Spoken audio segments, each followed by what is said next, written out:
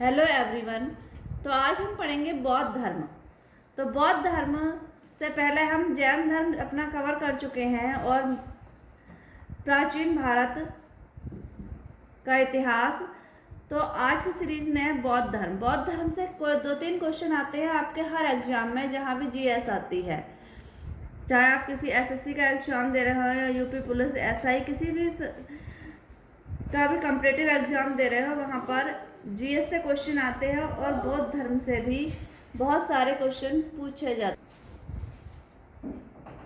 तो बौद्ध धर्म के संस्थापक थे गौतम बुद्ध और उन्हें एशिया का ज्योतिपुंज भी कहा जाता था। बौद्ध धर्म के संस्थापक गौतम बुद्ध को एशिया का ज्योतिपुंज कहा जाता था। इनका जन्म 563 ईसा पूर्व में हुआ था और इनका जन्म स्थान था कपिलवस्तु के लुम्बिनी नामक स्थान पर इनका जन्म हुआ था। और इनके जो पिता थे वो शुद्धोधन थे, साक्यगढ़ के मुखिया थे। इनके बचपन का नाम सिद्धार्थ था और इनकी पत्नी यशोधरा थी। पत्नी का नाम यशोधरा था। इनके कम उम्र में ही इनके शादी कर दी गई थी, क्योंकि ये इनका मन नहीं लगता था। ये बहुत एकांतवासी थे, बगीचे में बैठ जाते, एकांत में रहते, जिससे इनके माता पिता को चिंता हुई और इन्होंने इनका विवाह कम उम्र में ही कर दिया यशोधरा के साथ। इनका एक पुत्र भी था जिसका नाम राहुल था। महाभिनिष्क्रमण 29 वर्ष की अवस्था में किया। यानी महाभिनिष्क्रमण होता है घर त्यागना। इन्होंने अपने घर का त्याग किया था 29 वर्ष की अवस्था में। और इनके जो प्रथम गुरु थे वो थे आलार कलाम। इनके प्रथम गुरु आलार कलाम थे और द्वितीय गुरु थे रुद्रकराम पुत्र। द्वितीय गुरु का नाम क्या था? रुद्रकराम पुत्र था। इन्हें ज्ञान हुआ था 35 वर्ष की आयु में। 35 वर्ष की आयु में बैसाख की पूर्णिमा की रात में निरंजना यानी फल्गु नदी के किनारे, जिसे वर्तमान में हम फल्गु नदी कहते हैं, उससे पहले निरंजना कहते थे, जहाँ गया में है। तो गया भी क्या है? फल्गु नदी के किनारे है। तो वहीं इन्हें क्या हुआ था? बैसाख की पूर्णिमा को पीपल के वृक्ष के नीचे ज्ञान प्राप्त हुआ था 35 वर्ष की आयु में। घर कब त्यागा था? घर त्यागा था 29 वर्ष की अवस्था में। प्रथम गुरु अलार कलाम थे, द्वितीय गुरु रुद्र कराम पुत्र थे। इन्होंने प्रथम उपदेश सारनाथ में दिया। प्रथम उपदेश सारनाथ में ऋषिपत्तनम जिसे कहा जाता था, और इनका उपदेश पाली भाषा में था। महापरिनिर्वाण बोलते हैं मृत्यु को, मोक्ष को।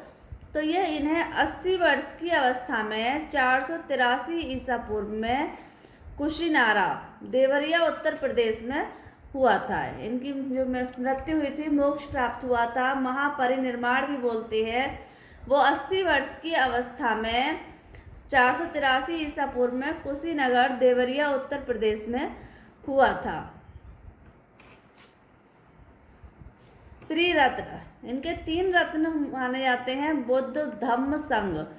3 रत्न कौन कौन से हैं बौद्ध धर्म के? बुद्ध धम्म संघ।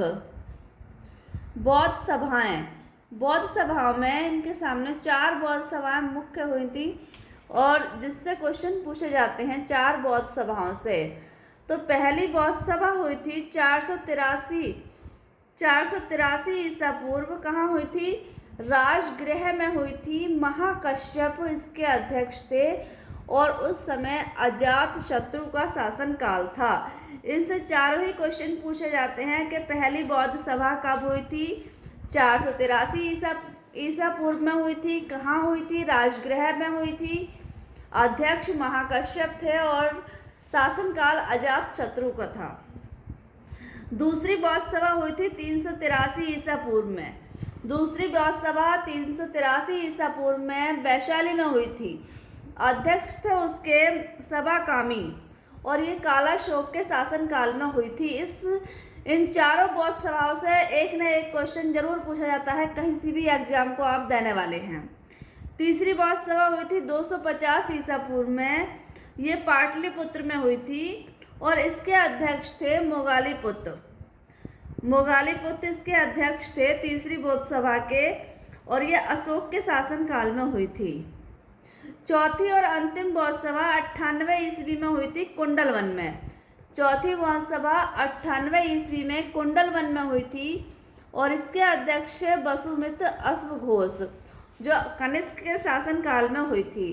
तो ये 4 बौद्ध संगतियाँ, बौद्ध सभाएं इन्हें बौद्ध संगति भी के नाम से भी जाना जाता है। तो इनमें से एक ना एक क्वेश्चन जरूर होता है, तो आप इन्हें बहुत ध्यान से सुने और इन्हें याद कर लें अपनी अच्छी तैयारी के लिए। चतुर्थ बौद्ध संगति के बाद बौद्ध धर्म 2 भागों में बट गया। 2 भाग कौन कौन से थे? हीनयान, महायान। अशोक ने अपने समय में 84,000 स्तूप बनवाए।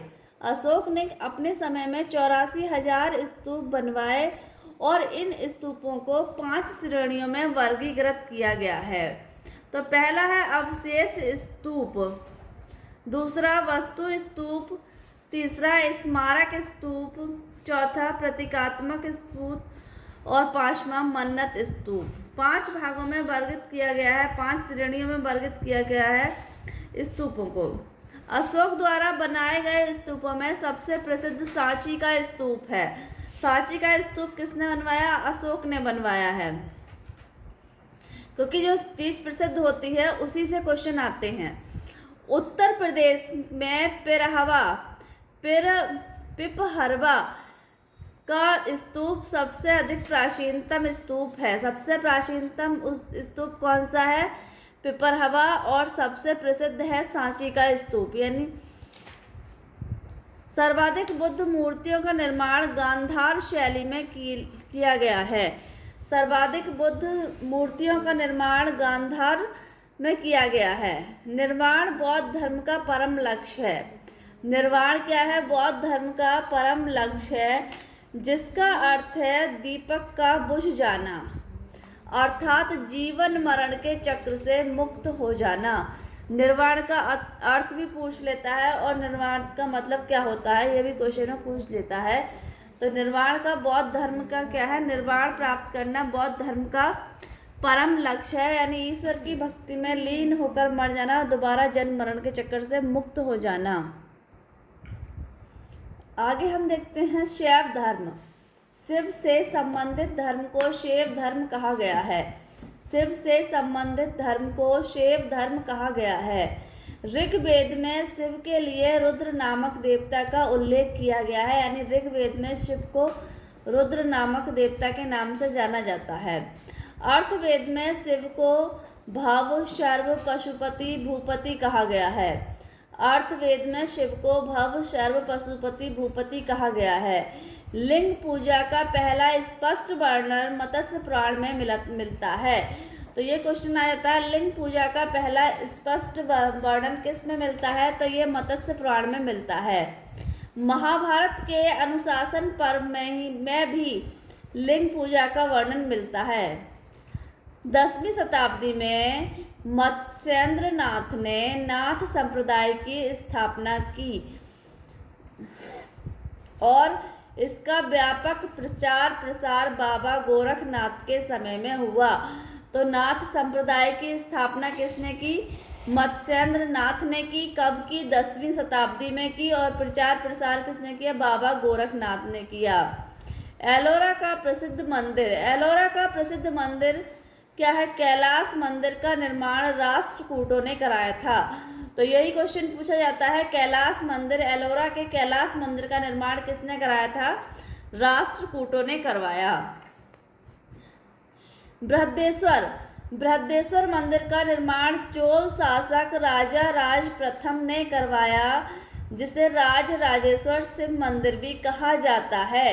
तो बृहदेश्वर मंदिर का निर्माण किसने करवाया? चोल शासक राज राज प्रथम ने करवाया। कुषाण शासकों की मुद्राओं पर शिव एवं नंदी के साथ अंकन प्राप्त होता है। कुषाण शासकों की जो मुद्राएं थी उन पर शिव एवं नंदी का एक साथ अंकन प्राप्त होता है। तो यह भी पूछा जाता है कि किसकी मुद्राओं पर शिव और नंदी का अंकन प्राप्त होता है? तो वो होता है कुषाण शासक की मुद्राओं पर।